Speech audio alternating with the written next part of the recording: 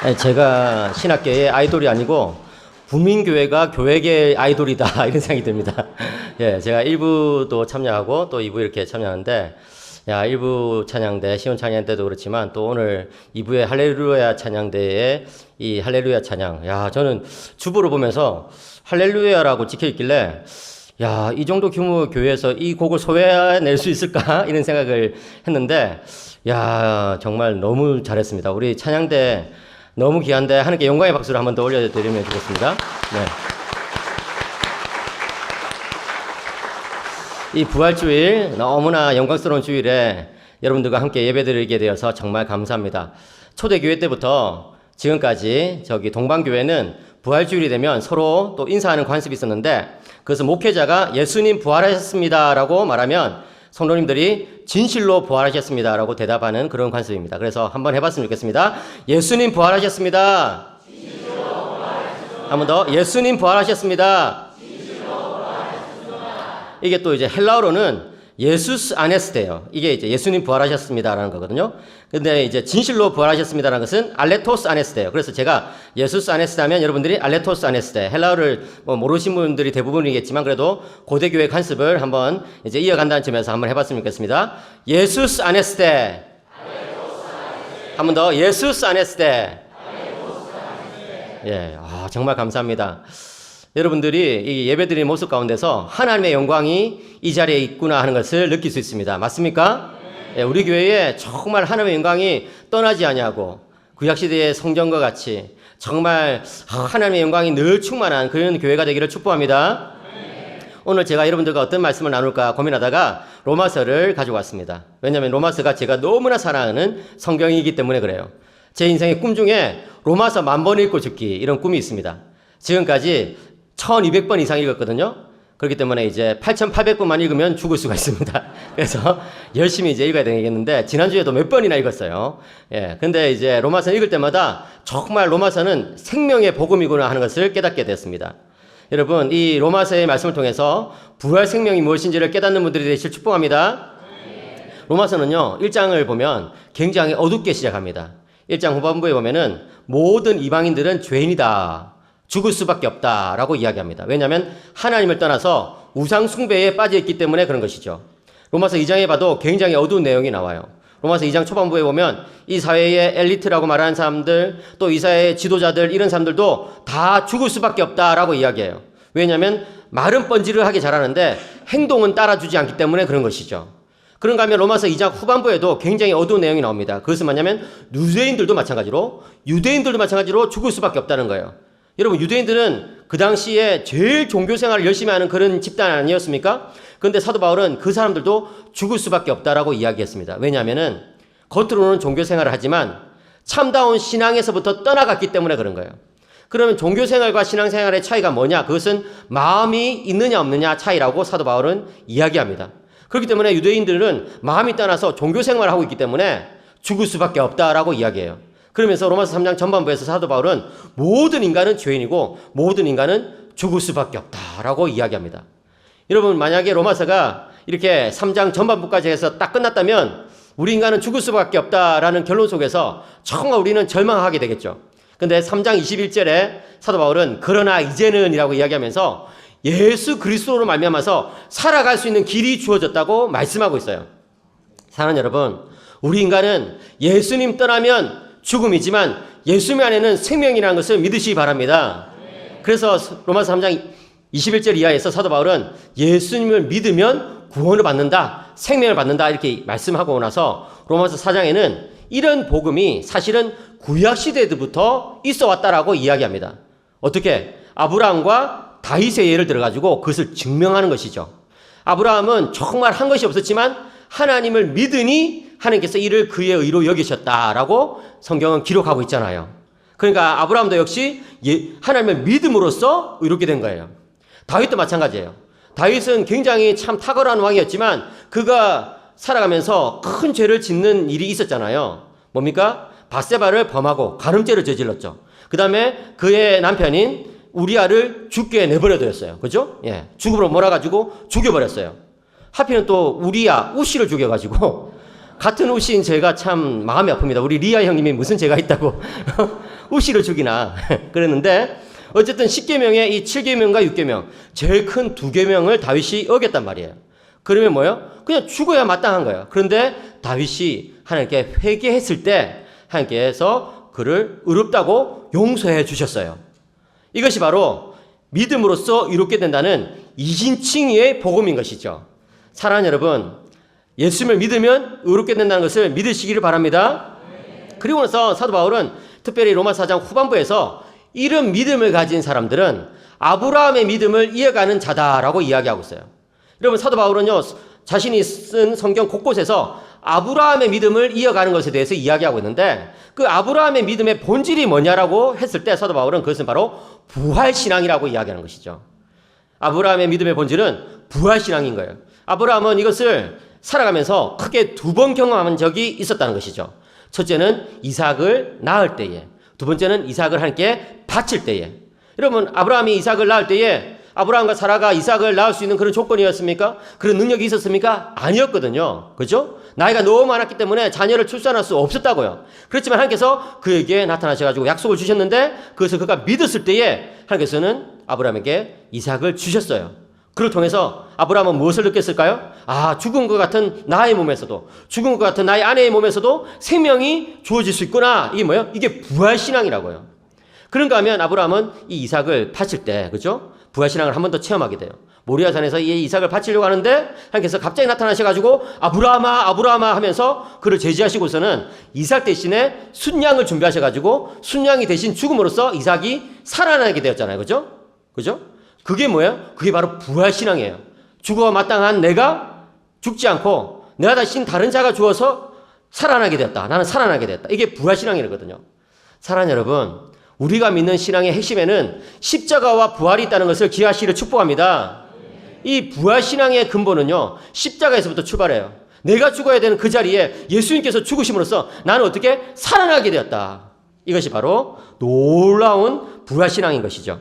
이렇게 부활신앙에 대해서 사도 바울은 로마서 4장 후반부에서 자세히 설명하고 난 다음에 이제 로마서 5장에서 우리가 이제 어떻게 살아야 되는지에 대해서 말하고 있어요. 사도 바울은요, 13개의 서신서에서 부활신앙을 여러 군데에서 이야기했는데 부활신앙을 이야기하고 나서 끝나지 않냐고 항상 부활신앙을 가진 사람들은 어떻게 살아간다. 그것을 계속 이야기하고 있거든요. 예.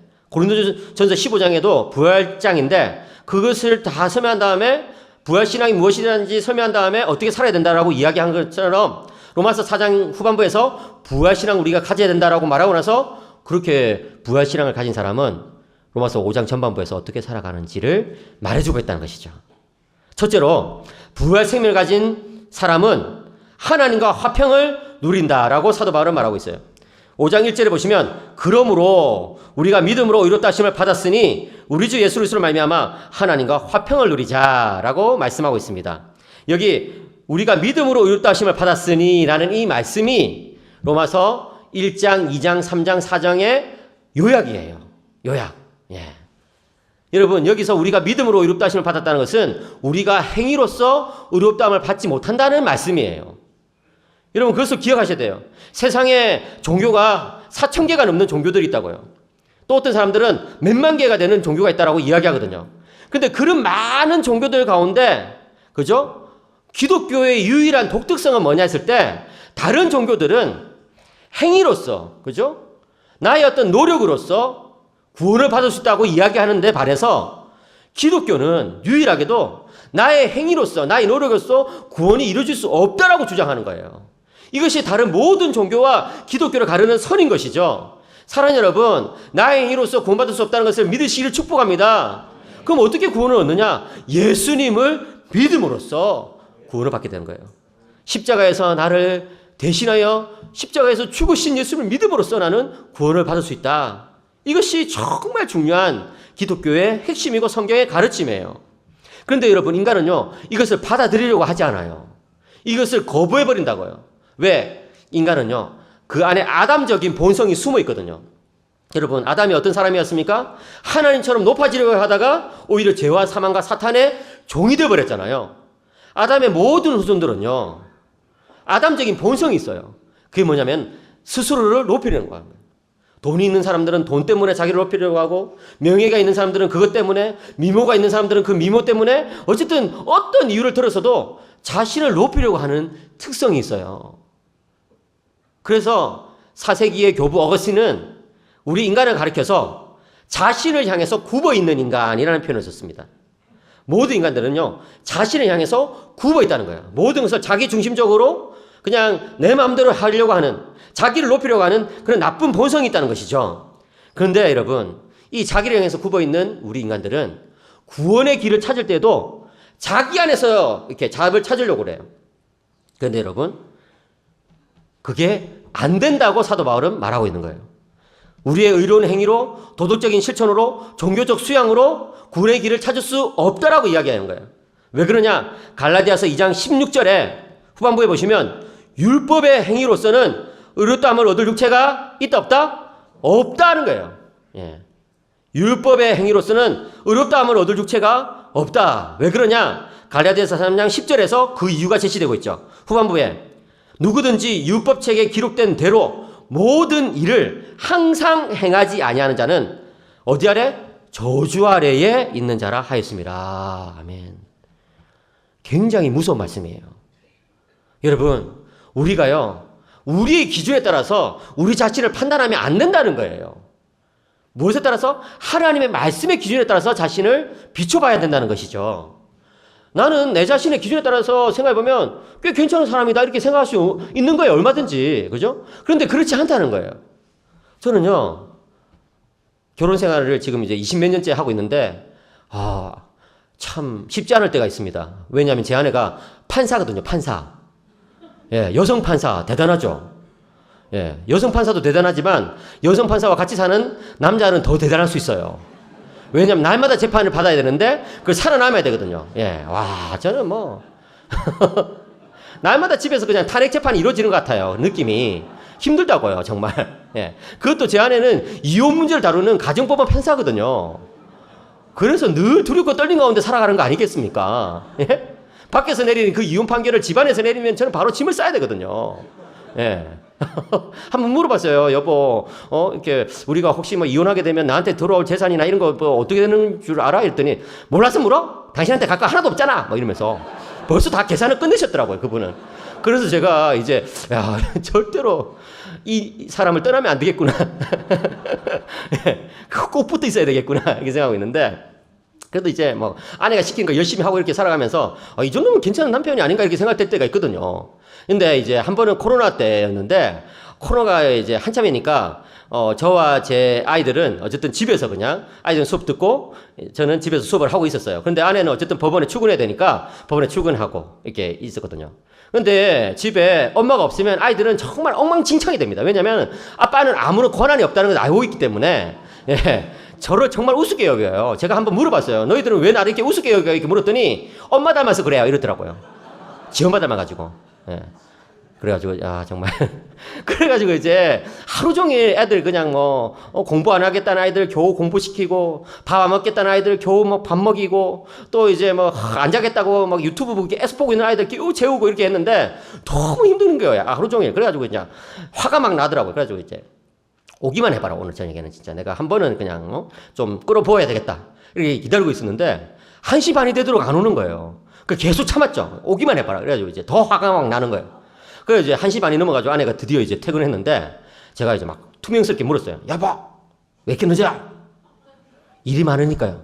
도대체 왜 일이 많아요? 이혼하는 가정들이 많잖아요. 도대체 누가 이혼합니까? 당신하고 크게 다르지 않아요. 제가 머리에 그냥 식은땀이 막 나려고 그래요. 제가 그때 다시금 저의 본 모습을 깨닫게 됐죠. 예.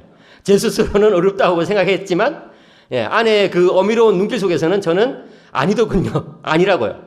여러분, 제가 조금 우스꽝스럽게 이야기했지만 기준이 어떤 애에 따라서 다른 거예요.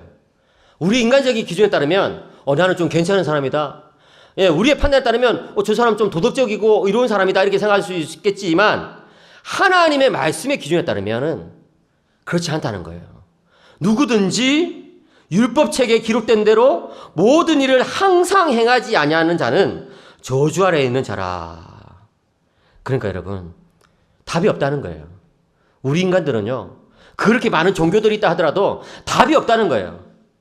여러분, 사도 바울은요, 그렇게, 그죠? 예수님을 믿어야지만 구원을 받는다라고 이야기하면서 예수님 믿지 않는 사람들의 특징을 불안이라고 이야기해요. 불안. 반대로 예수를 믿는 사람들의 특징을 화평이라고 이야기해요. 여기 나오는 이 로마서 5장 1절의 화평이라는 것은요, 그 히브리어로 샬롬이라고 하거든요. 여러분 들어보셨죠? 한번 따라해볼까요? 샬롬. 이 샬롬이라는 단어는요, 하나님께서 주시는 모든 복이 다 이루어지는, 언약적 축복이 다 이루어지는 그런 상태가 바로 샬롬이에요. 그것이 없으면 어떻게 되느냐? 우리 마음속에는요, 과거가 주는 괴로움이 막 찾아오죠. 내가 그때 왜 그런 실수를 했을까? 왜 내가 그때 그런 잘못을 했을까 하는 과거가 주는 괴로움 속에서 힘들어한다고요. 그런 샬롬이 없으면요, 현재가 주는 외로움 속에서 참 힘들어하죠. 예, 너무 외로워. 그죠? 미래가 주는 두려움 속에서 또 살아가게 되죠. 예. 이때까지는 어떻게 살아왔는데 정말 앞으로 어떻게 될까 하면서 두려워요. 그죠? 삶의 의미를 찾지 못해서 공허감 속에서 살아가게 돼요. 무의미 속에서. 그런데 하나님을 믿는 사람들은 하나님께 주시는 샬롬을 받게 되는 거예요. 샬롬을 누리는 분들이 되시길 축복합니다.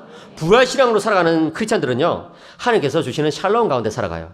그래서 여러분, 세상의 모든 존재자들은요, 하나님의 도우심이 없으면 살아갈 수가 없거든요. 나무나 풀, 짐승과 새 모두가 다 하나님의 도우심 가운데, 하나님의 보살핌 가운데 살아간다고요. 근데 하나님의 그 보살핌을 두 가지로 나눌 수 있어요. 하나는 예속, 다른 하나는 의존. 예속이라는 것은요, 그냥 자연적으로, 기계적으로 그냥 하나님의 보살핌을 받으면서 살아가는 그런 거예요. 근데 의존이라는 것은 뭐냐면 의지적으로, 인격적으로 하나님을 바라보면서 그렇게 살아가는 것이 바로 의존의 상태라고요. 예속과 의존의 차이는 바로 하나님을 의지적으로, 인격적으로 기대고 있느냐 아니냐 하는 그런 차이라고요. 사랑하는 여러분, 우리가 부활신앙으로 살아간다는 것은요, 이 예속의 상태로 살아가는 게 아니에요. 우리가 부활신앙으로 살아간다는 것은 의존의 상태로 늘 하나님을 바라보면서 정말 하나님께서 주시는 그런 공급을 받아가면서 하나님과 화평을 누려가면서 살아가는 거거든요. 사랑하는 여러분, 정말 하나님과 화평을 누리기를 축복합니다. 그러면요, 맡기셔야 돼요.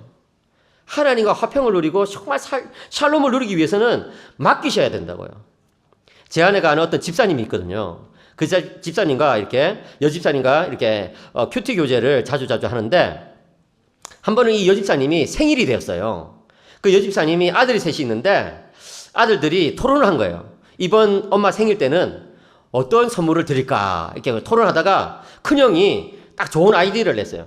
이번 엄마 선물에는 엄마가 제일 좋아하는 것을 선물하자. 형 그게 뭐야 물었더니 돈봉투. 그렇구나. 이번 엄마 생일 선물 때는 돈봉투를 드리자 이렇게 이제 하게 된 거예요. 그래가지고 이제 아들 셋이 유치원생, 초등학생, 중학생 이 아들 셋이 돈봉투를 준비했는데 제일 큰 아들은 딱 이제 열어보니까 5만 원짜리 지폐가 몇 장 들어있는 거예요. 와, 우리 아들이 이렇게 참 정성스럽게 준비했구나. 너무 기쁘다. 예, 찬양대에 계신 우리 여성도님들 표정이 밝아지시네요. 예, 그 다음에 또 둘째 아들은 받아보니까 이게 만 원짜리가 또 몇 장 들어있는 거예요. 아, 우리 둘째 아들이 돈도 없을 텐데 어떻게 이렇게 또 준비했지? 근데 막내 아들, 유치원생 막내 아들이 이게 준비한 돈봉투를 딱 받아보니까 동전 소리가 짤랑짤랑하네. 동전 소리가. 그래서 이제 딱 세어보니까 27,610원. 알고 보니까 자신의 전 재산인 거예요. 예. 이 막내 아들이 막, 아빠한테 심부름 해가지고 받은 돈, 또 이제 이렇게 바닥에 굴러다니는 그런 이렇게 동전, 이거 다 모아가지고 모아놓은, 이 돼지 저금통에 다 모아놓은 자신의 전 재산을 그냥 돼지 배를 갈라가지고 엄마한테 선물을 드린 거예요. 그러니까 이 엄마가 너무 감동돼가지고 그 돈봉투를 받아들고 좀 묵상을 해본 거예요. 우리가 말씀을 묵상해도 은혜를 받지만 때로는 삶의 어떤 체험 속에서도 은혜를 받을 때도 있잖아요. 그 말씀을, 돈봉투를 가지고 묵상했는데 이런 생각이 드는 거예요. 우리 막내 아들이 어떻게 자신의 전 재산을 나한테 줄 수 있었을까? 물론 엄마를 사랑해서 그런 거겠죠. 그런데 또 다른 이유가 있어요. 그게 뭐냐면은 엄마한테 자신의 전 재산을 줘도 내 인생에는 아무 문제가 없으니까 그런 거죠. 왜? 엄마가 다 먹여주고 입혀주고 채워줄 테니까. 그러면서 이 집사님이 결심하게 된 거예요. 그렇구나. 나도 이제 하나님께 모든 것을 맡겨야 되겠다. 사랑하는 여러분, 하나님은요, 우리들을 찾아와서 내가 너의 인생을 책임질게. 응? 내가 너와 샬롬을 누리고 있으니까 이제 너는 걱정하지 말고 나만 따라와. 걱정하지 마. 이렇게 말씀해 주시는데 우리는요, 놓지를 못해요. 이것도 내가 어떻게 한번 해봐야 되겠고 저것도 내가 어떻게 해봐야 되겠고, 예? 내 인생의 문제를 내가 어떻게 그냥 해보려고 하다 보니까 어떻게 돼요? 샬롬이 사라진다고요. 화평을 누릴 수가 없어요. 부활신앙을 가진 성도님 여러분, 하나님께 다 맡기시고 샬롬을 누리기를 축복합니다. 이제 둘째로 부활생명을 가진 성도는요, 은혜의 입장권을 사용한다는 거죠. 2절에서 사도 바울은요, 이런 말씀을 하고 있어요. 또한 그로 말미암아 우리가 믿음으로 서 있는 이 은혜에 들어감을 얻었으며 하나님의 영광을 바라고 즐거워하느니라. 여기 이 은혜에 들어감을 얻었으며 라는 이 표현은요, 굉장히 독특한 표현이에요. 성경 전체에서 사도 바울이 쓴 편지뿐만 아니라 성경 전체에서 딱 한 번 나오는 표현이거든요. 은혜에 들어감을 얻었다. 그래서 많은 학자들이 이 내용이 어떤 의미인지를 갑론을박합니다. 어떤 학자들은 이렇게 말해요. 이 은혜에 들어감을 얻었다는 것은 이제 예수 믿고 구원을 받게 되었다, 이런 뜻이다 라고 이야기합니다. 그런데 또 다른 학자들은 그것이 아니라 이것은 다른 의미일 것이다. 왜냐하면 예수 믿고 구원을 받았다는 것에 대해서는 사도 바울이 로마서 3장 후반부, 로마서 4장에서 충분히 말하고 있으니까 이제 로마서 5장 전반부에서는 뭔가 좀 다른 이야기를 하고 있지 않겠냐. 그러면서 말하기를 이 은혜에 들어감을 얻었다는 것의 의미는 우리 손에 은혜의 입장권이 주어져 있다, 이런 뜻이라는 거예요. 무슨 말입니까? 이제 예수 믿고 의롭게 된 우리들은, 이제 예수 믿고 부활신앙을 갖게 된 우리들은 하나님의 은혜를 누릴 수 있는 자격이 주어져 있다는 거예요. 사랑하는 여러분, 여러분들 손에 은혜의 입장권이 가득 주어져 있다는 것을 믿으시기 바랍니다. 지금은 어떤지 모르겠지만 예전에 제가 대학생 시절에는요, 이 놀이동산 같은 데서 사람들이 와가지고 공짜 티켓들을 많이 나눠줬어요. 그래가지고 제가 이제 그런 것들을 하나 둘씩 모아가지고 주말이 되면 얘들아, 놀이동산 놀러 가자, 이렇게 해가지고 이제 그 티켓을 가지고 가면 2명이 가든 5명이 가든 다 그냥 무료로 입장이라고요. 왜? 공짜 티켓이 내 손에 주어져 있으니까. 그런 것처럼 여러분, 우리 예수님 믿는 사람들의 손에는 은혜의 입장권이 가득 주어져 있어요. 그게 뭐냐면은 말씀이죠. 말씀을 들으면 은혜가 넘치죠. 그게 뭐냐면 기도예요. 기도를 하면 은혜가 넘치죠. 뭐예요? 찬양이에요. 찬양을 부르면 은혜가 넘친다고요. 제가 우리 이 부민교회 와서 보니까 성님들의 표정이 참 밝으시고 이 찬양 실력이 보통이 아니에요. 근데 그게 왠고 하니까 우리 목사님, 담임 목사님 찬양 실력이 보통이 아니더라고요. 보통 이게 다른 교회 가면은 주일 오전에 일부 예배는 목사님들이 다들 목이 아직 안 풀려 있어가지고 찬양 소리를 좀 작게 한다든지 뭐 이런데 우리 담임 목사님은 그냥 시작부터 그냥 풀보이스로, 예? 풀보이스로 그냥 뭐 즐겁도다 뭐 이러면서 제가 흉내를 못 내겠어. 그냥 풀보이스로 너무 아름다운 목소리로 이게 막 찬양을 하고, 우리 성도님들도 이게 찬양 실력이 얼마나 좋은지 제가 아까도 이야기했지만, 와, 이 정도 규모에서 이 정도 수준의 찬양을 이렇게 완성도 있게 부른다는 것은 진짜 기적이거든요. 예. 와, 놀라워요. 그러니까 여러분, 이렇게 좋은 교회 다니면서 은혜의 입장권을 많이 쓰시기를 축복합니다. 그래 여러분, 우리 손에 은혜의 입장권이 가득 주어져 있어요. 그것이 한마디로 말하면 예배라고요. 예배. 여러분, 십자가에 죽으신 예수님께서 우리를 예배 자리로 초청하셨어요. 빈 무덤을 그저 박차고 나오신 그 예수님께서 우리에게 지금도 예배 자리로 초청하고 계시다고요. 그렇기 때문에 여러분, 부지런히 예배를 드리시고 사모하는 분들이 되실 축복합니다. 예배를 드리면요, 예배가 우리를 지켜줘요. 예. 제 아들이 지금은 이제 대학교 1학년 돼가지고 서울에서 공부하고 있는데, 이제 고등학교 2학년 그 12월 달에 하나의 사건이 있었어요. 예. 이제 그때 제 아들이 이제 막 열심히 공부해가지고 성적이 계속 올라가고 있는 그런 상황이었는데, 제가 학교에 있는데 집에서 전화가 온 거예요.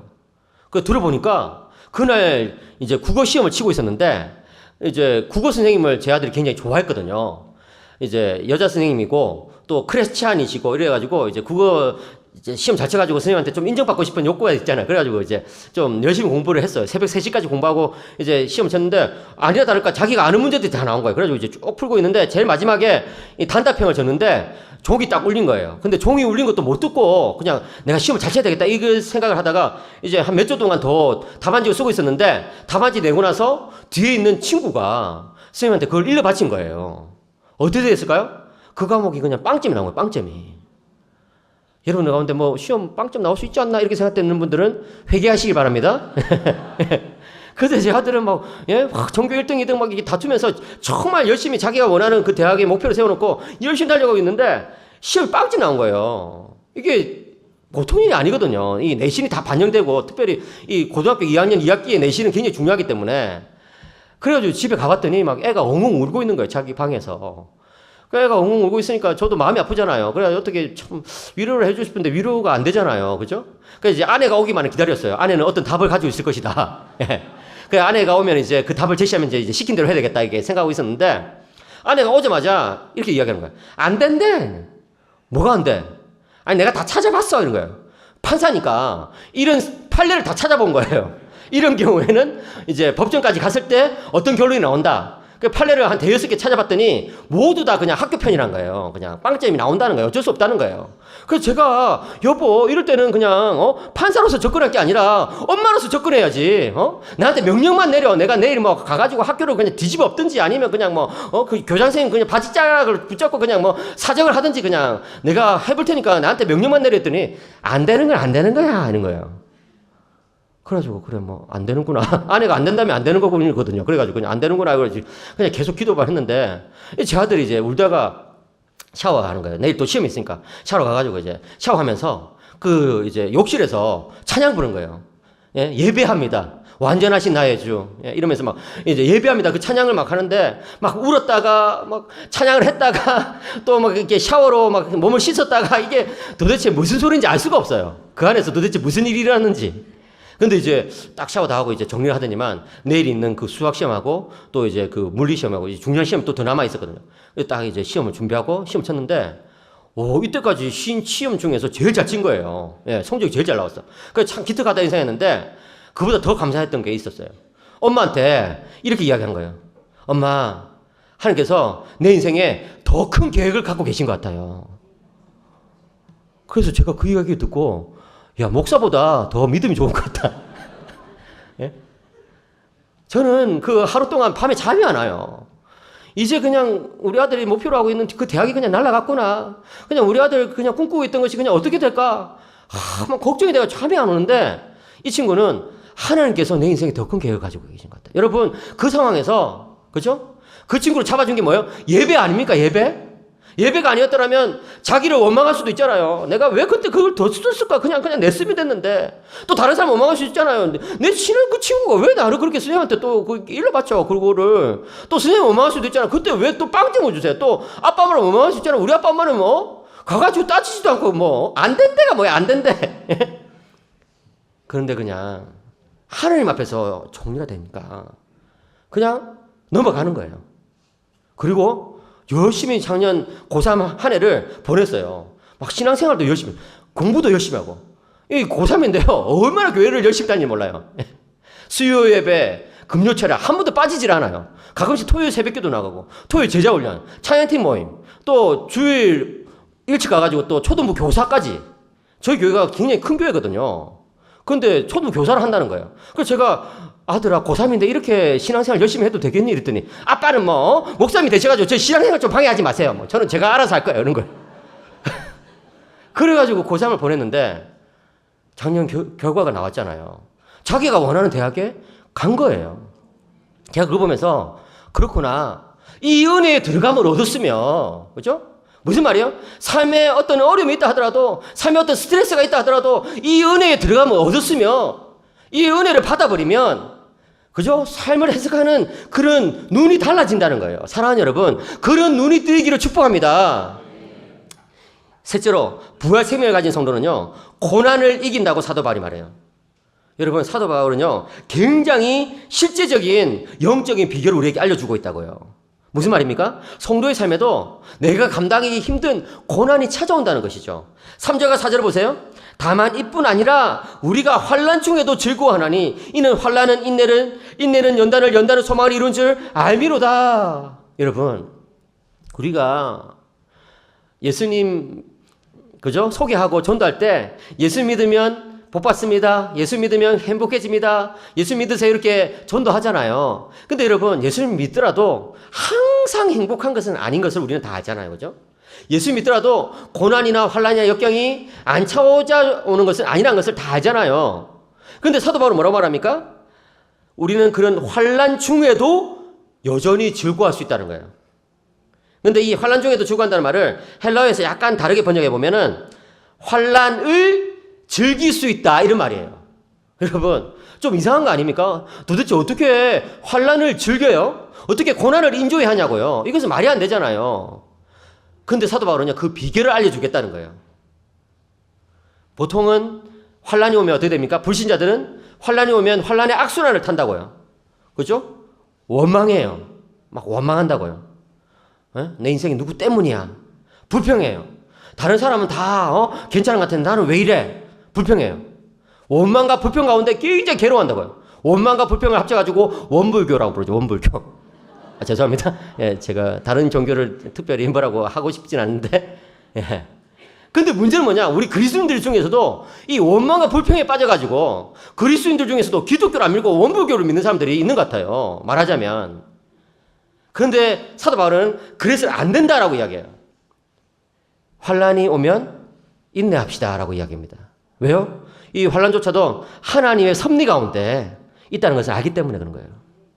사랑하는 여러분, 사도 바울이 환난을 안 겪어본 사람이라면 이런 말을 할 때 안 믿기겠죠, 그죠? 예, 안 받아들여질 거예요. 그런데 사도 바울은요, 엄청나게 많은 환난을 겪었지 않습니까? 그런 사람이 환난이 오면 인내합시다라고 말했을 때 뭔가 신앙의 비밀이 거기 있다는 것을 우리는 알게 되는 거예요. 그 인내하게 되면 뭐가 생겨요? 연단이 생겨요. 연단인 것은 신앙적인 인격이에요. 여러분, 우리가 교회 생활 하다 보면 정말 그 얼굴만 봐도, 그죠? 그 모습만 봐도 은혜가 넘치는 그런 분들 있잖아요. 그죠? 예. 그런 분들의 특징이 뭘까요? 말씀을 열심히 묵상하는 거 맞아요. 기도를 열심히 하는 거 그것도 맞아요. 찬양을 잘 부르는 거 그것도 맞아요. 그런데 그런 분들의 중요한 특징을 제가 한 가지 발견했는데 환난의 순간에 예수님의 손을 꼭 붙들고 통과한 경험이 있는 분들이라고요. 그래요, 여러분. 환난을 정말 인내하고 그 순간에 정말 참고 견뎌내면요. 그 얼굴에 하나님께서 그리스도의 그 평안을, 그리스도의 그 샬롬을 다 박아 넣어 주세요. 성령님의 그 표정을 박아 넣어 주신다고요. 예. 그러면요. 어떻게 돼요? 소망을 이루게 돼요. 여기 소망을 이룬다는 말은요. 내가 이제 분명히 죽어서 천국 간다 이런 뜻도 되지만 그보다 또 중요한 것은 이제 내가 소망을 사람들 사이에서 만들어낸다는 뜻이에요. 예? 이 소망을 이룬다는 말은 소망을 만들어낸다 이런 뜻이거든요. 헬라로 보면. 여러분, 소망을 만들어내는 사람은 이런 특징을 가지고 있다는 거예요. 다른 사람들에게 소망을 전달하는 사람들은요. 환난을 예수님의 능력으로 부활신앙으로 이겨낸 경험이 있다는 거예요. 제가 미국 가가지고 열흘 전에 LA에서 이런 설교를 한 적이 있어요. 그랬더니 설교 마치고 나서 어떤 형제가 저를 찾아오는 거예요. 딱 이래가지고 그러면서 이렇게 막 불평을 토하는 거예요. 목사님 설교 들으니까 짜증이 납니다 하는 거예요. 저 이때까지 여러 사람들을 만났지만 제 설교 듣고 나서 짜증이 났다는 사람은 그 사람 처음이었어요. 그래서 제가 뭐라고 좀 말하고 싶었는데 말을 못했어요. 왜냐면은 이게 이제 피지컬이 너무 좋은 거예요. 피지컬이. 이게 체형이. 보통 이제 이렇게 근육질인 형제들은 가끔씩 쫄티를 입고 다닐 때가 있잖아요. 그죠? 뭔가 보여줄 근육이 있으니까. 저 같은 사람은 그런 게 없기 때문에 쫄티를 왜 만드는지, 왜 사는지, 왜 입는지 알 수가 없거든요. 이 세상에 쫄티가 다 없어졌으면 좋겠어요, 저는. 정말. 예. 근데 이 형제는 쫄티에 쫄바지까지 입고 나타난 거예요. 아래 위로 그냥 하얀색 쫄티에 하얀색 쫄바지. 와, 진짜. 수련회 도대체 그런 것을 왜 입고 오지, 도대체? 근데 진짜 머리끝부터 발끝까지 완전히 그냥 근육 그 자체래요, 그냥. 모르긴 몰라도 그냥 발가락도 근육으로 돼 있을 거예요. 예. 그런 형제가 저한테 막 나와가지고 막 이렇게 하면서 막 목사님 설교 들으니까 짜증납니다 이렇게 하니까 제가 그 쫄티에 쫄바지에 쫄아가지고 완전 쫄아가지고 제가 아무 말도 못하고 다음부터 조심하겠습니다 뭐 이러면서 이제 왔죠. 밥을 먹는데 그 목사님하고 이제 밥을 먹는데 이제 그 형제 생각나는 거예요. 그래가지고 목사님 어떤 형제가 설교 듣고 나서 막 저한테 짜증난다고 그러는데 막 표정이 막 안 좋고 이러던데 왜 그런 겁니까? 그랬더니 인상착의를 말해보라는 거예요. 그래서 쫄티에 쫄바지를 얘기했더니 제이슨. 교수님 그 형제 원래부터 그렇게 좀 성격이 까칠하고요. 좀 그래요. 뭐 제가 설교할 때도 표정이 별로 안 좋아요. 이런 거예요. 왜 그러냐 했더니 어린 시절에 너무 힘든 일을 많이 겪었다는 거예요. 그 도대체 무슨 힘든 일을 겪었길래 그렇게 막 목사한테 따지냐고, 수련회 주강사한테 막 그렇게 따질 수가 있냐고 이렇게 했더니, 너무 힘든 일을 겪은 형제인데 제가 말씀드리기가 좀 곤란합니다는 거예요. 좀 말해보라고 막 제가 따졌어요. 이제 막 제가 막 화를 내면서 막 따졌어요. 그랬더니, 그 형제 어머니가 글쎄 술집에서 몸을 파는 일을 한다는 거예요. 어떻게 해서 그런 일을 하게 됐냐고 물었더니, 미국에 이민을 왔는데 어떻게 하다 보니까 막 계속 실패하고 막 이렇게 하다 보니까 빚을 많이 지게 됐는데, 그 빚을 갚으려고 술집에서 일하다가 어느 순간부터 이제 몸을 파는 일까지 하게 됐다는 거예요. 너무 충격이죠. 예. 그러다가 이제 어떤 남자를 만나가지고 이제 같이 동거하고 이러다가 이제 임신을 하게 됐는데 이 형제를 낳은 거예요. 그랬는데 이 형제가 글쎄 여러분, 자기가 엄마가 키울 수 없잖아. 엄마는 계속 이제 저녁마다 술집에 가야 되니까 이 형제를 이제 그 친척집에 맡겨놓은 거예요. 그러니까 이 형제가 친척집에서 어린 시절에 자랐는데 이 친척 형들이 좀 잘해주면 좋은데 그렇지 않고 계속 구박을 한 거예요. 야, 너는 왜 우리 집에 빌붙어서 사냐? 도대체 너희 엄마는 뭐 하는 사람이냐? 너는 아빠가 1명이냐 2명이냐 10명이냐 이러면서 말도 안 되는 그런 예? 정말 이렇게 그런 말들을 쏟아가면서 이 형제를 괴롭힌 거예요. 그러니까 이 형제가 이제 내가 형들을 복수해버려야 되겠다. 그래가지고 몸을 만든 거예요, 이게. 이 근육이 분노의 근육질이에요, 분노의 근육질. 그래, 막 몸을 만들어가지고 이제 좀, 준비됐다고 생각됐을 때, 이 형들이 막 자기를 막 괴롭힐 때, 형들 두드려 패고 가출을 한 거예요. 그때부터 이제 부모와 연락을 끊고, 다른 사람과 연락을 끊고, 이 미국에 이렇게 밑바닥을 돌아다니면서 온갖 술, 담배, 마약, 사람들 두드려 패고 절도 이러면서 경찰서도 막 여러 차례 막 들락날락거리고 막 이렇게 살아간 거예요. 그러다가 어떤 럭비 코치를 만난 거예요. 그래가지고 이제 너 몸이 좋으니까 너 럭비 한번 해봐라. 이래가지고 럭비를 하게 됐는데 저를 만나서 그때는요, 미국의 어떤 큰 대학에서 굉장히 잘 나가고 있던 그런 시간이었어요. 그런데도 불구하고 한국에서 온 어떤 목사님이 우리가 환란을 이겨내면 하나님께서 우리를 쓰십니다. 우리가 하나님의 일꾼이 될 수 있습니다. 소망의 전달자가 될 수 있습니다. 이러니까 이 형제가 더 화가 났다는 거예요. 나를 써먹기 위해서 그런 고난을 나한테 줬다고? 나를 써먹기 위해서 내가 그런 엄마 밑에서 태어났다고? 이게 말이 안 돼 도대체. 이러면서 더 화가 났다는 거죠. 그런 이야기 들으니까 제가 마음이 너무 아팠어요. 참 형제야 너무 힘들겠다. 예, 힘들겠다. 그래서 수련회 기간 동안에도 기도하고 한국에 와서도 계속 기도했는데 이제 그로부터 한 1년쯤 지나가가지고 그 목사님한테 전화할 일이 있어서 전화를 했는데 그 제이슨 형제가 생각나는 거예요. 목사님 요즘 그 형제 어떻게 지냅니까? 라고 했더니 교수님 그 형제 요즘 너무 잘 지냅니다.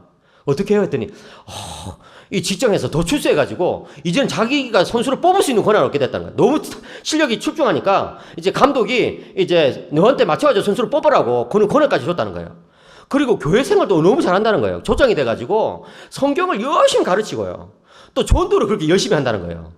전도를. 그래가지고 너무 잘 됐습니다 목사님 이랬더니 교수님 근데 한 가지 고민이 있습니다. 그 형제 때문에. 그래요. 뭡니까 했더니 맨날 데리고 오는 놈들마다 다 자기하고 비슷한 놈들만 데려와가지고 옛날에 막 술하고 담배하고 막 교회 뒷마당에서 담배 피우고 심지어 막 마약도 하고 막 그래가지고 어떨 때는 경찰차가 예배가 끝나기를 기다리고 있고 이런다는 거예요. 그래가지고 자기도 같이 막 경찰서에 같이 가가지고 막 이렇게 막 좀 변호할 일도 있고 막 이런 적이 있었다는 거예요. 너무 괴롭다는 거예요. 근데 그 이야기를 듣게 됐을 때 저는 그 형제가 이 로마서 5장 3절 4절의 말씀을 체험하고 있구나 하는 것을 깨닫게 됐어요. 그래요 여러분, 우리 인생에 굴곡이 있겠죠. 우리 인생에 정말 어두운 순간들이 있겠죠. 근데 여러분 하나님은요 그런 어두운 순간에서 끝나지 않는다는 것을 믿으시기 바랍니다. 십자가의 어둠이 몰려왔지만 부활의 광명이 기다리고 있었던 거예요.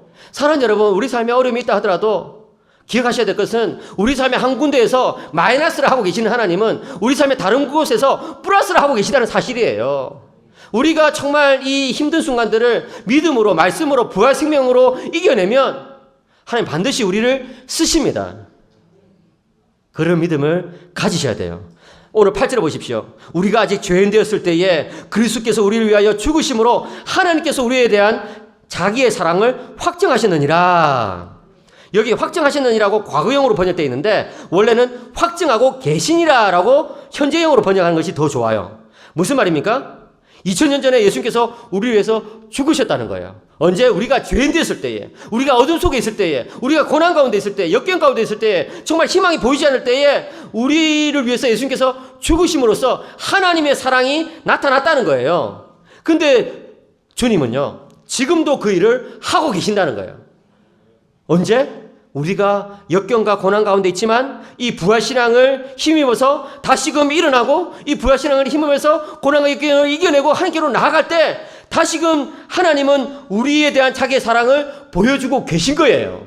그래요, 여러분. 고난과 역경이 있다 하더라도 포기하지 마세요.